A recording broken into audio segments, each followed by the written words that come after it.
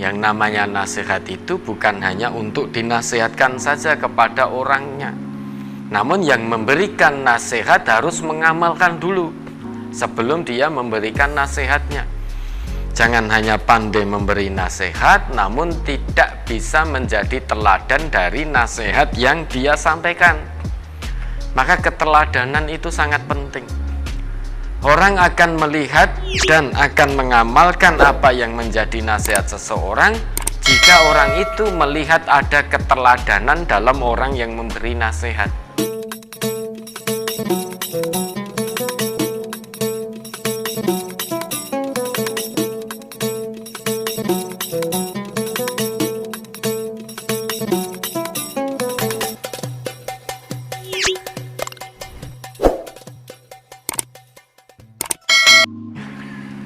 Bagaimana hukumnya kalau kita sebagai anak membiarkan orang tua kita berbuat salah, misalnya sering menghibah, sedangkan saya pernah mengingatkannya, tapi malah dijawab begini, seperti kamunya tidak pernah melakukan saja.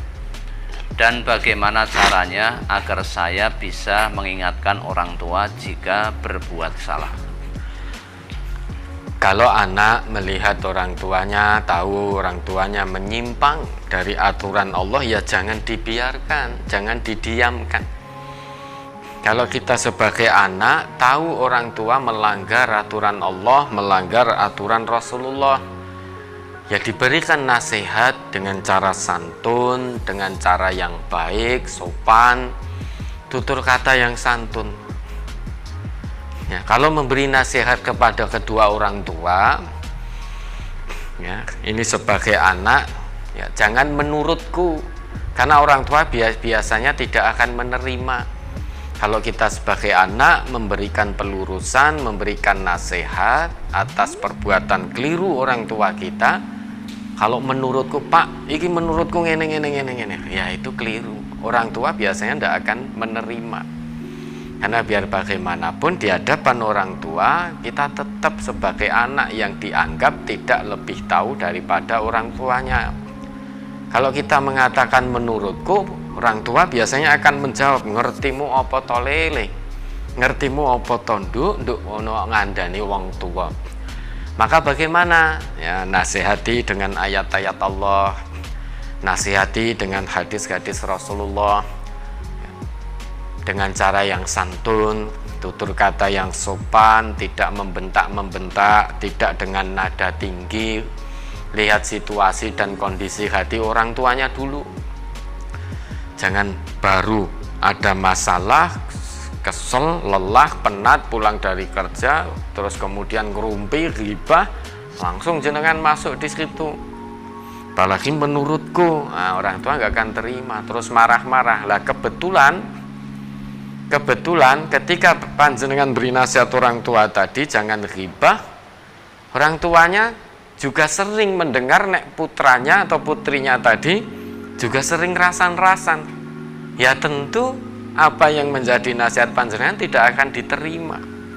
Bagaimana kita memberikan nasihat tentang sesuatu, dalam hal ini misalkan tentang jangan ghibah, di satu sisi kita juga sering ghibah. Lah orang yang kita beri nasihat sulit akan menerima. Lah kok kowe ngandani aku, ojo ghibah, ojo rasan-rasan. Lah kowe dhewe ya kerep rasan-rasan. Kan tadi dikatakan begitu. Seperti kamu tidak pernah melakukannya saja, kan begitu tadi bapaknya. Maka semuanya harus meninggalkan itu perbuatan yang dilarang oleh Allah. Semuanya harus menyadari yang namanya nasihat itu bukan hanya untuk dinasihatkan saja kepada orangnya, namun yang memberikan nasihat harus mengamalkan dulu sebelum dia memberikan nasihatnya. Jangan hanya pandai memberi nasihat namun tidak bisa menjadi teladan dari nasihat yang dia sampaikan. Maka keteladanan itu sangat penting. Orang akan melihat dan akan mengamalkan apa yang menjadi nasihat seseorang jika orang itu melihat ada keteladanan dalam orang yang memberi nasihat. Nah, maka sama-sama disadari, bapaknya ya, diajak ngomong, Pak, ini begini Pak, kita ini hidup sebagai seorang muslim, sebagai seorang mukmin Pak. Kita sebagai manusia biasa selama ini ternyata kita sudah melanggar ayat Allah, baik bapak, baik saya Pak. Ya, kula napa panjenengan, ternyata yang kita lakukan tidak sesuai dengan firman Allah Quran surah Al-Hujurat niku ayat 12. Ternyata kita sering rasan-rasan Bapak. Ternyata ini dosa, dibenci oleh Allah, bahkan digambarkan oleh Allah kita seperti memakan bangkai saudara kita yang sudah mati. Saya niki ngeten Pak. Baik saya, kula ataupun panjenengan, tentu andai saat ini di hadapan kita, di depan kita didatangkan mayat saudara yang sudah mati, artinya mayat, kemudian kita diminta untuk makan, kan mesti kita jijik Pak. Tidak mungkin kita akan makan. Wong manusia hidup saja kita juga jijik untuk memakan, apalagi manusia yang sudah mati. Tentu kita lebih merasa jijik. Namun ternyata kita tanpa sadar Bapak, ternyata setiap hari kita memakan bangkai dengan cara rasan-rasan itu tadi. Ya, dibuka ayatnya, dilihat, dipelajari bersama dengan cara yang santun, sehingga itu menjadi nasihat bagi panjenengan dan juga orang tua. Coba diingat kembali, ghibah itu bukan masalah yang main-main. Sampai Allah perintahkan, ya ayyuhalladzina amanu jtanibu katsiran minadh-dhon. Hei orang-orang yang beriman. Nah, kalau kita merasa beriman, diperhatikan ini seruan Allah ini. Karena biasanya sesudah seruan ya ayyuhalladzina amanu akan ada perintah kebaikan maupun larangan yang tidak boleh kita terjang. Ternyata ijtanibu katsiran minadh-dhon. Ada larangan di situ. Kita dilarang atau kita diperintah. Kita dilarang untuk berdzon, bersakwasangka. Sehingga kita diperintah oleh Allah untuk meninggalkan dzon. Mengapa? Inna ba'dadh-dzanni ismun. Karena sebagian dari dzon, prasangka, itu adalah dosa. Selain itu, wala tajassasu, dan jangan cari-cari kesalahan orang lain. Biasanya ghibah itu akan muncul setelah orang mencari-cari kesalahan orang lain. Itu kemudian sebab ghibah biasanya muncul di situ. Setelah mencari-cari kesalahan orang lain, muncullah ghibah. Maka ayatnya berlanjut, wala yaghtab ba'dukum ba'da. Dan janganlah di antara kalian satu dengan yang lain saling menggunjing. Kemudian ditanya oleh Allah kita, ayyuhibbu ahadukum ayyakula lahma akhihi maitan fakarihtumu. Dengan kamu melakukan ghibah, rasan-rasan, menggunjing, apakah salah seorang di antara kamu itu menyukai memakan bangkai saudaranya yang telah mati? Fakarihtumu, tentu dia merasa jijik. Maka kalau secara zahir kita di depan kita dihadapkan bangkai, tentu kita tidak mau memakan. Namun ternyata meski kita tidak mau memakan bangkai secara lahir, ternyata setiap hari, setiap saat, ternyata kita memakan bangkai saudara kita. Dengan cara apa? Dengan cara ghibah, rasan-rasan. Maka wattaqullah, takutlah kepada Allah. Ketika melakukan ghibah, takutlah kepada Allah. Takut, tobat kepada Allah. Hentikan kalau selama ini kita masih suka ghibah, hentikan, perbaiki diri. Niscaya kalau kita menghentikan itu, innallaha tawwabur rahim. Sesungguhnya Allah Maha penerima tobat lagi Maha penyayang. Maka hentikan. Kalau ada orang yang ngajak ghibah, cukup kita katakan, ma yakunu lana an natakallama bihada. Tidak pantas bagi kita untuk membicarakan tentang ini. Kalau ada orang mengajak kita ghibah, cukup kita katakan nuwun sewu. Kalau kita orang Jawa, nuwun sewu pangapunten, ya, mboten pantes, tidak selayaknya kita membicarakan saudara kita ini. Cukup katakan itu. Kemudian kita juga harus memahami ketika Nabi bertanya kepada para sahabatnya, atadruna mal ghibah? Apakah kamu tahu apa yang kamu ketahui tentang ghibah? Qalu, para sahabat menjawab, Allah wa rasuluhu a'lam. Ini adab sahabat ketika menjawab pertanyaan dari Nabi.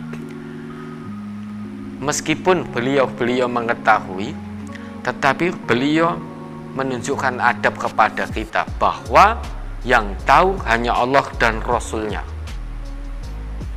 Kemudian Nabi meneruskan sabdanya, dzikruka akhaka bima yakrah. Yang namanya ghibah itu kamu membicarakan sesuatu mengenai saudaramu dan dia benci terhadap apa yang kamu bicarakan. Jadi kita membicarakan sesuatu yang dibenci oleh saudara kita, itu namanya ghibah. Kemudian para sahabat bertanya, afaro'aita ingkana fi akhi ma aqulu? Bagaimana pendapatmu wahai Nabi Allah, wahai Rasulullah, jika pada diri saudara saya itu memang betul sesuai dengan apa yang aku bicarakan? Jawab Nabi, ingkana fihi ma taqul faqad tabtahu. Jika apa yang kamu bicarakan tentang saudaramu itu betul ada pada dirinya, betul dia lakukan, faqad tabtahu, ketahuilah kamu sudah berbuat ghibah.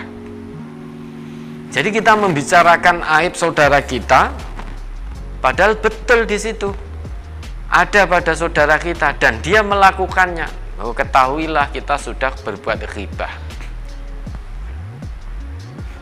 Fa illam yakun fihi mataqul faqad bahattahu. Namun jika apa yang kamu bicarakan itu tidak pernah ada dalam diri saudaramu, tidak pernah dilakukan oleh saudaramu, ketahuilah kamu telah berbuat kebohongan yang besar terhadap dirinya. Nah, ini luar biasa Islam menjaga hati, antar hati sesama hamba Allah yang beriman sama hamba Allah yang muslim. Luar biasa.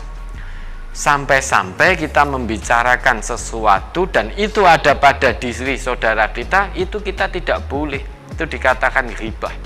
Apalagi sampai kita membicarakan sesuatu yang tidak pernah dilakukan oleh saudara kita, fitnah, kebohongan yang besar.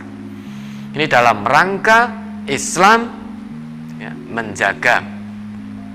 menjaga hati sesama mukmin agar terus bertaut, maka dijaga seperti ini. Nah, ini teori saja. Ini teori kebenaran Islam dalam Al-Quran, dalam sunnah-sunnah Nabi. Teori mudah tersampaikan, tinggal prakteknya. Yang sulit itu prakteknya. Siapa yang bisa mempraktekkan? Yang bisa hanya hamba-hamba Allah yang khusyuk hatinya. Siapa itu yang khusyuk hatinya? Apa itu khusyuk? Khusyuk itu maknanya kalau diterjemahkan dalam bahasa Arab, khusyuk itu al-khudu'u wat tawadu', itu khusyuk. Apa itu al-khudu'?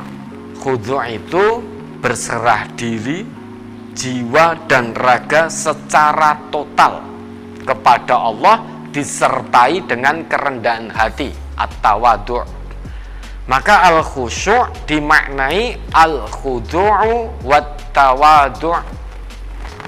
Jadi penyerahan diri, jiwa dan raga secara total disertai dengan kerendahan hati kepada Allah. Itu namanya khusyuk.